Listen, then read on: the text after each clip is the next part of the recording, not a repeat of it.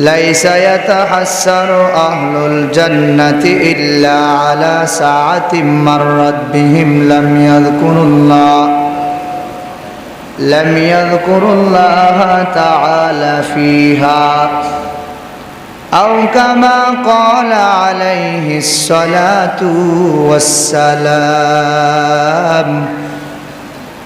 اللهم صل على محمد وعلى آل محمد كما صليت على إبراهيم وعلى آل إبراهيم إنك حميد مجيد اللهم بارك على محمد وعلى آل محمد كما باركت على إبراهيم وعلى آل إبراهيم إنك حميد مجيد यहाँ हम सब मुसाफिर है कब्र आखिर ठिकाना कोई आगे रवाना है कोई पीछे रवाना ऐ मुसाफिर बंदो गाठी मंजिल बहु दूर है आज भी जाना कल भी जाना जाना भी एक दिन है आज भी जाना कल भी जाना जाना भी एक दिन है अल्हम्दुलिल्लाह अल्लाह ताला दरबारे लाखों कोटी शुक्रिया जिन्हें आमादेरके अल्लाह तालार घर জান্নাতের বাগানে তিনি পরিবেশে আশা বসার সুবর্ণ সুযোগটুকু দান করছেন আল্লাহ তাআলা দরবারে শুকরিয়া জ্ঞাপন করছি আলহামদুলিল্লাহ। আমি আপনাদের খেদমতে আলোচনা করব চিন্তা ও ফিকির নিয়ে। আমার কিছু বদ অভ্যাস আছে, সেটা হলো যখন ঢাকা সন্দ্বীপ চট্টগ্রাম অথবা ইন্ডিয়াতে বয়ান করতে যাই তখন যারা সামনে থাকে একটু কথাবার্তা বললে তো তখন সুবিধা হয়। যখন কেউ ওয়াজের ফাঁকে সুবহানাল্লাহ বলে অথবা আলহামদুলিল্লাহ বলে অথবা নাউজুবিল্লাহ বলে তখন একথা প্রমাণ করে ব্যক্তিটা আলোচনা বুঝতেছে, কিন্তু লোকটা কথা না বুঝে তাহলে তো সে বলতে পারবে না এখন কি সুবহানাল্লাহ পড়তে হবে নাকি আলহামদুলিল্লাহ পড়তে হবে। তো আপনাদের থেকে যখন অটোমেটিক আওয়াজ আসবে তখন কথা বলতে মজা পাওয়া যাবে, স্পৃহা আসবে। এই জন্য অনেকে জুমার দিন মসজিদে আসলে ঘুমায়। এখানে ঘুম আসার কিছু কারণ তৈরি হয়, কারণ জান্নাতের বাগান তো সুবহানাল্লাহ বলে এখানে এমনিতে ঘুম আসে। তো আমি আপনাদের সামনে আলোচনা করব চিন্তা ও ফিকির নিয়ে। কেমন চিন্তা ফিকির করা চাই, চিন্তা ফিকিরটা কেমন হওয়া চাই। আলোচনার আগে ভূমিকা স্বরূপ কিছু কথা বলতে হয়। এখানে আসা এবং বয়ান করার পিছনে আমার কোনো যোগ্যতাও নাই, কোনো বাহাদুরিও নেই। এটা ওস্তাদদের আপনাদের খতিব সাহেব এবং হুজুরের দোয়া মুরব্বীদের দোয়ার বরকতে বলা যায়, আপনাদের ভালোবাসা বলা যায়। তা আসার পিছনে কারণ হলো মসজিদের গেট আপটা আমার কাছে খুব পছন্দ হয়েছে অনেক আগ থেকে। এটা আমার কাছে খুব লাইক মনে হলো এবং ভালো লাগলো। আপনাদেরকে সাধুবাদ জানাই, ধন্যবাদ জানাই যাদের অক্লান্ত পরিশ্রমের সুন্দর পরিবেশ কায়েম করছেন। আল্লাহ পাক আপনাদেরকে উভয় জাহানের মধ্যে শান্তি এবং কামিয়াবি দান করে সিল্লা বলেন আমিন। ওয়াজ শুরু করার আগে ভূমিকা স্বরূপ কিছু কথা গভীর মনোযোগ দিয়ে শ্রবণ করবেন, না হয় আপনি আলোচনা বুঝবেন না আমল করতে পারবেন না। তো আল্লাহর এক বান্দা হঠাৎ করে কলের কাছে গেল কলস নিয়ে। তো আল্লাহর বান্দা একটু বলেন তো, যদি কোনো আল্লাহর বান্দা খালি কলস কলের কাছে নেয় তো আল্লাহর বান্দা যতটা ছিপ দিবে খালি কলসে পানি ভর্তি হবে। যদি কোনো কারণবশতে কলসটা ভর্তি হয়, আচ্ছা বলুন তো ছিপ দিলে কি পানি ভিতরে না বাহিরে? ভিতরে না, না বাহিরে? কলস পুরা ভর্তি, এখন ছিপ দিলে কি পানি কলসের ভিতরে না বাহিরে? জোরে বলেন। এটা বুঝছেন তো ইনশাল্লাহ? এখন যদি আপনি বয়ান শুনতে মসজিদে আসছেন, তো যদি অন্য অন্য জিনিস নিয়ে মনকে ভরা রাখেন, ওই কলসের মতো ভর্তি থাকে, খতিব সাহেব যত বয়ান করবে আপনার ওই কলসের মতো যেমন পানি ছিপ দিলে বাহিরে যায়, বয়ানগুলি যা বলবে আর আপনি যা শ্রবণ করবেন শুনবেন ওই কলসের নেই সব বাহিরে যাবে, ভিতরে ঢুকবে না, কারণ ভিতরে তো জায়গা খালি নেই। এই জন্য যেখানে যান দিনী পরিবেশে, ইস্তেমার ময়দান বলেন, তবলিগের হালকায় বলেন, মিম্বর বলেন, স্টেজ বলেন না কেন, কোনো পীর সাহেবের কোনো খানকায় গেলেন, ভালো একটা দরবারে গেলেন, ওই কলসের মতো যখন আপনি খালি যাবেন তখন ছিপ দিলে পানি এখানে ঢুকবে, ভিতরে পড়বে। যদি পানি ভিতরে ভর্তি থাকে চাপ দিলে পানি বাহিরে পড়বে। এজন্য খালি হয়ে আসা চাই, তখন আপনি বুঝতে সুবিধা হবে, আমল করতে সুবিধা হবে। আল্লাহ বুঝে শুনে আমল করার তৌফিক দান করেন। আরো জোরে বলেন। وعن معاذ بن جبل رضي الله تعالى عنه قال قال رسول الله صلى الله عليه وسلم ليس يتحسر أهل الجنة إلا على ساعة مرت بهم لم يذكروا الله تعالى فيها আল্লাহর হাবিব রাহমাতুল লিল আলামিন বলেন, আমার উম্মতের দল লাইসা ইয়াতাহাসসারু আহলুল জান্নাতি, জান্নাতীরা যখন জান্নাতে যাবে, জান্নাতীরা জান্নাতে যাওয়ার পর ওখানে বসে বসে আক্ষেপ করবে, আফসোস করবে। কেন, কি কারণে আফসোস করবে, আক্ষেপ করবে? লোকটা তো অটোমেটিক জান্নাতে চলে গেল, আর আফসোস করবে কেন, আক্ষেপ করবে কেন?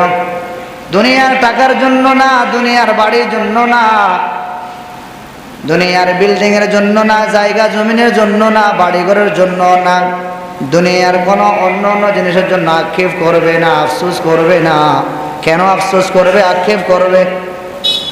আল্লাহর হাবিব রাহমাতুল লিল আলামিন বলেন, ইল্লা আলা সাআতিম মাররাত বিহিম লাম ইয়াযকুরুল্লাহ তাআলা ফিহা, জান্নাতীরা জান্নাতে যাওয়ার পর ওখানে বসে বসে আক্ষেপ করবে, আফসোস করবে, দুনিয়াতে কেন একবার আল্লাহু আকবার বললাম না?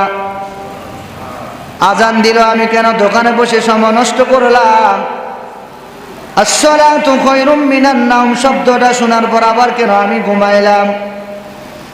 আজান দিল, হাইয়া আলাস সালাহ, আসো মসজিদের দিকে, হাইয়া আলাল ফালাহ, আসো কামিয়াবির দিকে, আমি তো বাজারে চলে গেলাম, হাইয়া আলাস সুক। এই যে আজান দেওয়ার পর, আজান শোনার পর আমি কেন মসজিদে আসলাম না? এই জায়গার ভিতরে একটু চিন্তা ফিকির করা চাই। দাড়ি সাদা হয়ে গেল, এখনো ফজর নামাজ পড়ে না। 70 বছর বয়স হয়ে গেলে এখনো শুধু মাগরিবের নামাজ পড়ে। কেন, প্রশ্ন করা হলো। হুজুর মাগরিবের সময় মুসল্লি একটু বেশি হয়, এজন্য মাগরিবের নামাজ পড়তে ভালো লাগে। তো বাকিগুলো এসে ফজর পড়বেন না? না, পড়বো না। এই জায়গার ভিতরে একটু চিন্তা ফিকির করা চাই। লোকটা জান্নাতে যাওয়ার পর ওখানে বসে বসে আফসোস করবে, আক্ষেপ করবে, ইল্লা আলা সাআতিম মাররাত বিহিম লাম ইয়াযকুরুল্লাহ তাআলা ফিহা, দুনিয়াতে আমি কেন একবার আল্লাহু আকবার বললাম না, একবার কেন সুবহানাল্লাহ বললাম না, একবার আমি কেন আস্তাগফিরুল্লাহ পড়লাম না? এই না পড়ার কারণে বান্দা জান্নাতে যায়ও বসে বসে আক্ষেপ করবে। আর বান্দা যখন দেখবে দুনিয়াতে একবার আল্লাহু আকবার কারণে পাহাড় পরিমাণ যখন সওয়াব দেওয়া হয়, বান্দা ওই জিনিসটা দেখার পর আর আক্ষেপ বেড়ে যাবে, আফসোস বেড়ে যাবে। আল্লাহ, দুনিয়াতে আমি কেন নামাজ কালাম আদায় করলাম না? দুনিয়াতে হজের সময় কেন হজ করলাম না? 5 ওয়াক্ত নামাজ পড়ার কথা ছিল, আমি নামাজ পড়লাম না। আজান দেওয়ার পর আমি ঠিক মতো নামাজ আদায় করলাম না, ঘাট তেরা করে মসজিদে গেলাম না, বাজারে চলে গেলাম। ইমাম সাহেব এত হেকমতে কৌশলে বয়ান করে, বয়ান শুনি কিন্তু আমল একদিনও করি না। বছরে 365 দিন 52 দিন বয়ান করা হয়। এখন তো ওয়াজের সিজন, বিভিন্ন জায়গায় বয়ান করা হয়। মানুষ তো মোবাইলে এমনিতে বয়ান শুনে। এত বয়ান শোনার পরের পরও মানুষ 5 বেলার নামাজ পড়ে না, ঠিক মতো রোজা রাখে না, দাড়ি রাখে না, নামাজ কালাম আদায় করে না, মাথায় টুপিও দেয় না, মেসওয়াকও করে না, পাগড়িও লাগায় না, পাঞ্জাবি ব্যবহার করে না। যে আল্লাহ এত সুন্দর কণ্ঠ দান করলো, আপনাদেরকে হেকমত আর কৌশলে বলি, এটারে কাটছিট করবেন না, কোথাও কোনো দিকে নেবেন না। কারণ আমি রাজনৈতিক বুঝি না, এটা আমি করিও না। শুধু আওয়ামী লীগ আর বিএনপি নয়, যত রকমের ফাঙ্কা বলেন আর দাড়িপাল্লা বলেন, আমি করিও না, বুঝিও না। আপনাদেরকে একটু প্রশ্ন করে উত্তর দিবেন, বোঝার জন্য বলি। এখানে আমার সামনে আওয়ামী লীগের মানুষ আছেন, বিএনপির মানুষ আছেন, দাড়িপাল্লার মানুষ আছেন, হাত পাকার মানুষ আছেন। তা আমি কে কোন দল করবেন, কে কোথায় ভোট দিবেন, এগুলো আমার জানার কোনো প্রয়োজন নাই, এগুলো আমি জানতে ইচ্ছে করে না। আপনি আপনার ব্যক্তিগতভাবে মাথায় রাখবেন। আর ওই যে আমি বললাম চিন্তা ফিকির করে করে যাকে আপনার লাইক মনে হয়, পছন্দ মনে হয়, তাকে আপনি দিবেন, কোনো সমস্যা নাই। তবে হ্যাঁ, আমি প্রশ্ন করব, বলুন তো, যারা অতীতে বিএনপি করছেন, এখনো যারা বিএনপি করেন, যদি আমি প্রশ্ন করি, আঙ্কেল একটু বলেন তো, জিয়াউর রহমান সাহেবের একটু গুণগান গান, অথবা খালেদাদের একটু গুণগান গান। আল্লাহর বান্দা অনেক লং সময় গুণগান গেতে পারবে, কোনো সমস্যা নেই। অথবা যারা দীর্ঘদিন ধরে আওয়ামী লীগ করেন, অথবা অতীত করেছেন, বর্তমানে হয়তো প্রকাশ করেন না, বা যারা দায়িত্ব পালন করেছেন বিভিন্ন লাইনে হেকমতে কৌশলে, আমি যদি বলি শেখ মুজিবুর রহমান একটু গুণগান গান, অথবা শেখ হাসিনার একটু গুণগান গান, আল্লাহর বান্দা দীর্ঘ লং সময় পর্যন্ত গুণগান গেতে পারবে, কোনো সমস্যা নাই। এই জায়গার মধ্যে আমার প্রশ্ন হলো, শেখ মুজিবুর রহমানের গুণগান গাবেন, কোনো সমস্যা নাই। জিয়াউর রহমান সাহেবের গুণগান গাবেন, কোনো সমস্যা নাই। তবে হ্যাঁ, একটা জায়গায় চিন্তা ফিকির করার বিষয়, যে আল্লাহ আপনাকে ওই ব্যক্তির গুণগান গাওয়ার মতো জিহ্বা দান করলেন, জবান দান করলেন, বাক শক্তি দান করলেন। ওই আল্লাহর কতদিন আপনি গুণগান গেয়েছেন? ইহা হাম সব মুসাফির হাই, কবর আখের ঠিকানা, কুই আগে রওয়ানা হাই, কুই পিছে রওয়ানা। আজ বাবা দেখা যায়, আমি গত কয়েকদিন আগে আমার জুমার মসজিদে বলছিলাম, একবার গেল তানবীর ভাই, এরপরে গেল আব্দুল মান্নান ভাই। যাওয়ার সময় আমি হেকমতে কৌশলে বললাম, এই ধরুন আপনাদের এখানে মেম্বার সাহেব আছে না? তো মেম্বার সাহেব একজনকে দায়িত্ব দিল, আপনার নাম জানে কি মুরব্বী, আপনার নাম কি?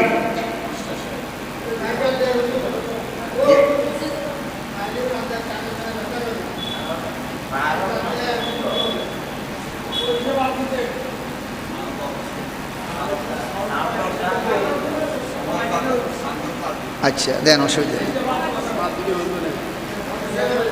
আচ্ছা দেন, চলুক, দেখা যাক, চলে নিয়ে দেখেন। আপনার নাম কি বলছেন? মফিজুর রহমান। হঠাৎ করে মেম্বার সাহেব বললেন, মফিজুর রহমান সাহেব, আমি এখানে বক্তব্য দেবো মাগরিব পরে, আপনি একটু সবাইকে বলবেন। মেম্বার সাহেব মাগরিব পরে বক্তব্য দিব, আপনারা সব অবশ্যই উপস্থিত থাকবেন। আচ্ছা, মেম্বার সাহেব কিন্তু সবাইকে চিনে নাও, যে মফিজ মিয়া মোটামুটি যাদেরকে ইনভাইট করলো, দাওয়াত দিল, তিনি চিনেন তো? তিনি চিনেন না? তো যখন নাকি মেম্বার সাহেবের আলোচনা শুরু হলো, তো মফিজ মিয়া একটু তাকায় দেখি কে কোন জায়গায় আছে। হঠাৎ করে দেখে একজন ব্যক্তি নাই। আলোচনা শেষ হওয়ার পর সভা যখন শেষ হয়ে গেল, বাড়ির দিকে রওনা হলো। হঠাৎ করে সামনে থেকে একজন লোক আসতেছে। আসার পর বলে, মফিজ মিয়া বলে, ভাই আপনাকে ইনভাইট করা হলো, দাওয়াত দেওয়া হলো, আপনি যে আসলেন না। কবা, আমার একটা ব্যস্ততা ছিল। আচ্ছা বলুন তো, এই ব্যক্তিটাকে দাওয়াত দিল, এই যে ব্যক্তিটা দাওয়াত দেওয়ার পর আসলো না, মনটা কি খারাপ হবে না ভালো হবে? জোরে বলেন, বলেন না কেন? মনটা কি খারাপ হবে না ভালো হবে? তাহলে আল্লাহ পাক রব্বুল আলামিন চিন্তা ফিকির করবেন, আপনাকে অবশ্যই ডাক দিবে, আপনি অবশ্যই আসবেন, মিটিংয়ে সামিল হবেন, ভালো কাজ করবেন, দায়িত্ব পালন করবেন। আল্লাহ পাক রব্বুল আলামিন আপনাকে দৈনিক 5 বার ডাকে। এই যে আল্লাহ আপনাকে দৈনিক 5 বার ডাকে, আপনি যে আল্লাহর ডাকে সাড়া দেন না, আল্লাহ কি আপনার উপর সন্তুষ্ট নাকি অসন্তুষ্ট? জোরে বলেন, কথাটা ক্লিয়ার বলছেন আপনারা? আমার মাকসাদ ওদিকে না, আপনাদেরকে বোঝানোর জন্য সহজভাবে বললাম। হঠাৎ করে আপনাকে আপনার ভাই দাওয়াত দিল, বিদেশ চলে যাবে অথবা হজ করতে যাবে, তো ব্যয় বললে ভাই আপনাকে ইন্তজাম করি, আমি অনেকগুলি এখানে ইন্তজাম করলাম, ইনভাইট করলাম। ব্যয় হয়তো হজ করতে যাবো আর দেখো না হতে পারে, আসেন একসাথে বসে একটু খানা পিনা খাই, দেখা সাক্ষাৎ করি, কথাবার্তা বলি।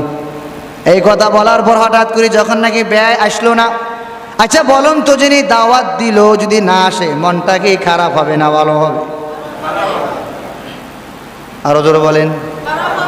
দুনিয়ার ব্যয় দাওয়াত দিলে না আসলে খারাপ হয়। আল্লাহ যে আপনাকে প্রতিদিন 5 বার ডাকে, আল্লাহর ঘরে আসেন না, আল্লাহ কি আপনার উপরে সন্তুষ্ট নাকি অসন্তুষ্ট?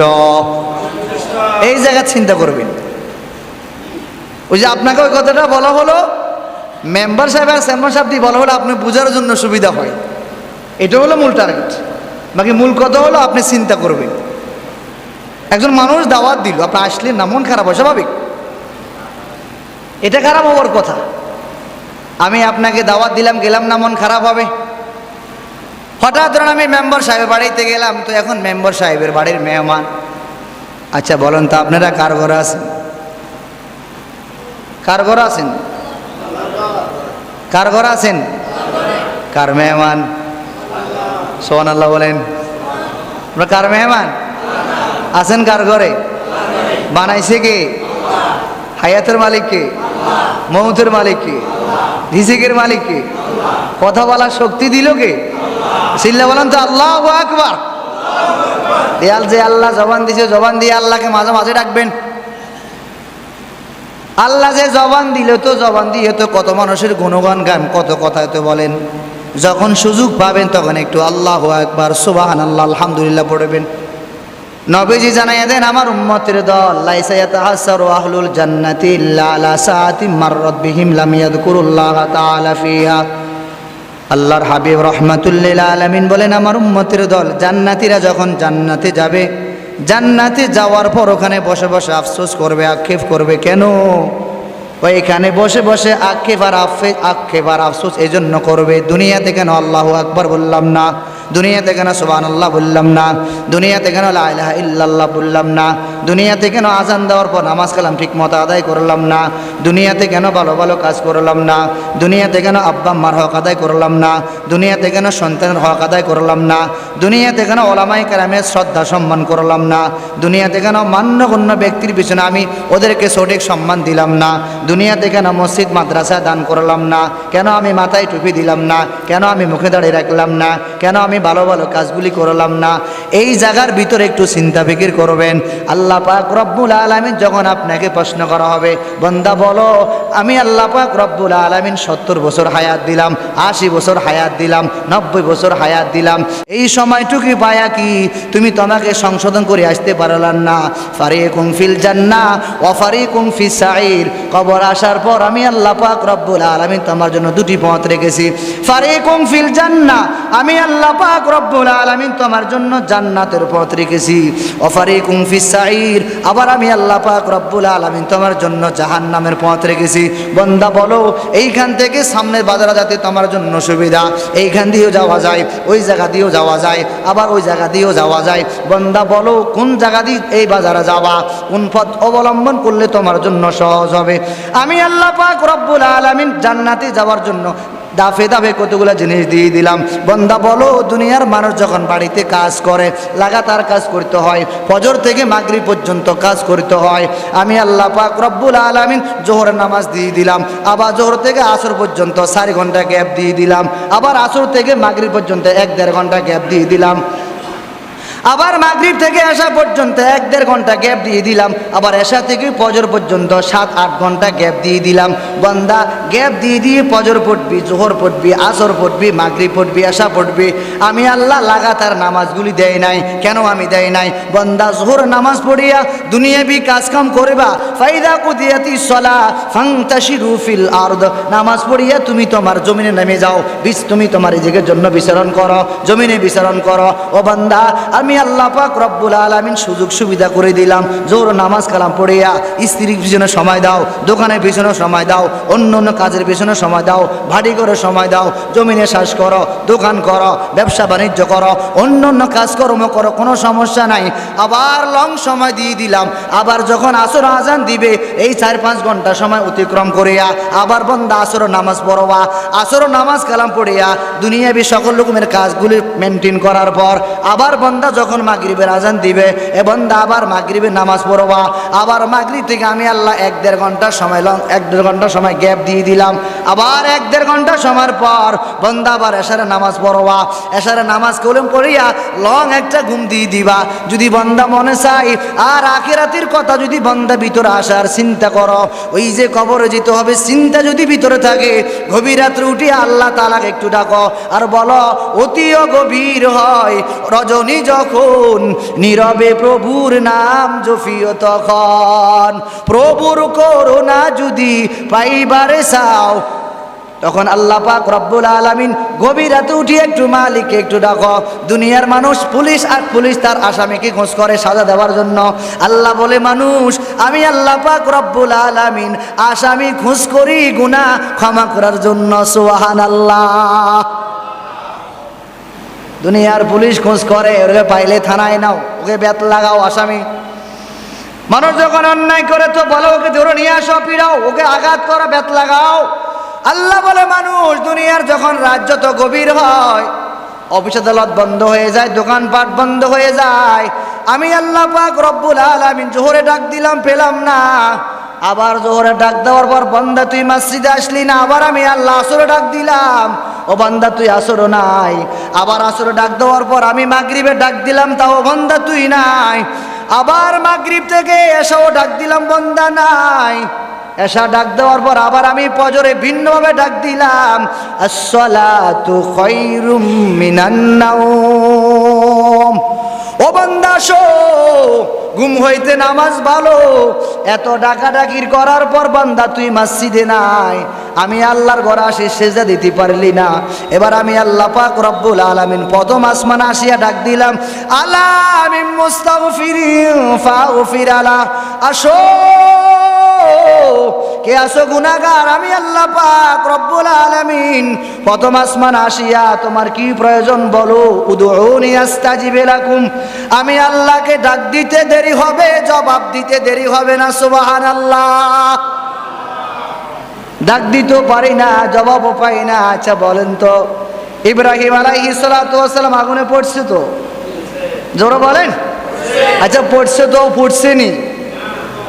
বলেন কে পড়াইলো না? আচ্ছা আগুনের কাজ কি পড়ন কি পড়ে না? আগুনের কাজ কি পড়ছে নাকি? তাহলে আগুনের ক্ষমতা নাকি মালিকের ক্ষমতা? সিল্লা বলেন কার ক্ষমতা? মূসা আলাইহিস সালাতু ওয়াস সালামের একদিনের সন্তান ওই যে নদীর ভিতরে পালাই দিল, পালাই দেওয়ার পর বলেন তো ডুবছে কি ডুবে নাই? ডুবছে নাকি? কে করলো? আরো জোরে বলেন। আল্লাহ পারে তো? আরো জোরে বলেন। এখন যারা নামাজ কালাম আদায় করে না ওরা মনে করে আমরা তো বড় খুশি। কি খুশি গো হুজুর?